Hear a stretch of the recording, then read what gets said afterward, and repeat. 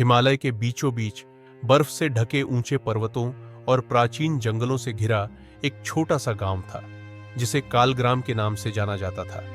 इस गांव में पीढ़ियों से एक भयावह किंवदंती चली आ रही थी, एक भयानक प्राणी की, जिसे पर्वत राक्षस कहा जाता था। यह कहा जाता था कि राक्षस इन पहाड़ों में छिपा रहता है और हर उस इंसान को उठा ले जाता है जो उसके क्षेत्र में प्रवेश करता है। डर और अंधविश्वास ने ग्रामीणों को गांव की सीमा के बाहर जाने से रोक रखा था, लेकिन माया, गांव की एक युवा और निडर महिला, इन कहानियों पर विश्वास नहीं करती थी। वह अपने डर को पीछे छोड़कर दुनिया को जानने की इच्छुक थी। गांव के अन्य लोग राक्षस से डरते थे, पर माया को यकीन था कि यह सब केवल एक कहानी भर थी जो लोगों के डर से पैदा हुई थी। एक ठंडी सर्दियों की सुबह माया ने अपने साहसिक सफर की तैयारी की। उसने अपने साथ सिर्फ जरूरी सामान लिया और गांव से बाहर निकल पड़ी। गांव वालों ने उसे जाते हुए देखा। कुछ लोग उसे रोकना चाहते थे तो कुछ उसके साहस की प्रशंसा कर रहे थे, लेकिन सभी के दिलों में एक ही डर था, क्या माया कभी वापस आएगी? पहाड़ की कठिन चढ़ाई ने माया को थका दिया, लेकिन वह डरी नहीं।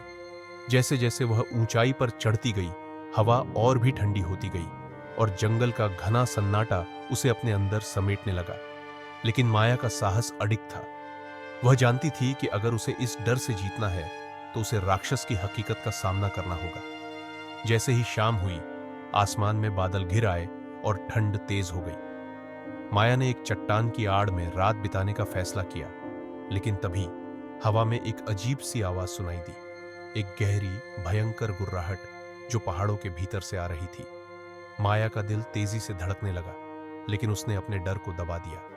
फिर भी आवाज और करीब आती गई, जैसे कोई विशाल प्राणी उसकी ओर बढ़ रहा हो। अचानक एक विशाल छाया उसके सामने आ खड़ी हुई। उसकी आंखें डर से चौड़ी हो गई, पर उसने साहस नहीं खोया। छाया का आकार एक भयंकर जानवर जैसा था जो उसकी ओर बढ़ रहा था।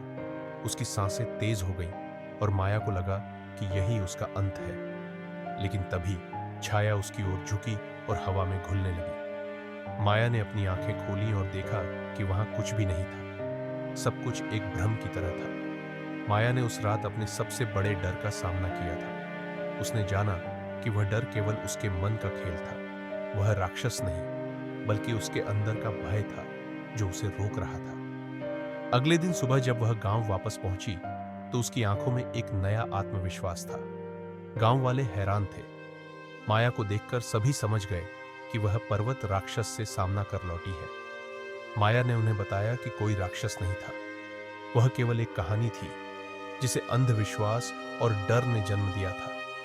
माया ने गांव वालों को यह सिखाया कि डर केवल तब तक शक्तिशाली होता है जब तक हम उसका सामना नहीं करते। माया की साहसिक यात्रा ने गांव वालों की सोच बदल दी। कालग्राम अब उस राक्षस की कहानियों के अधीन नहीं था। माया की कहानी इस बात की मिसाल बन गई कि डर और अंधविश्वास से ऊपर उठकर हम अपने अंदर के सच्चे साहस को पहचान सकते हैं। अब पर्वत राक्षस की कहानी कालग्राम के लोगों के लिए केवल एक बीती हुई दहशत थी, एक अंधविश्वास जिसे माया के साहस ने हमेशा के लिए मिटा दिया था।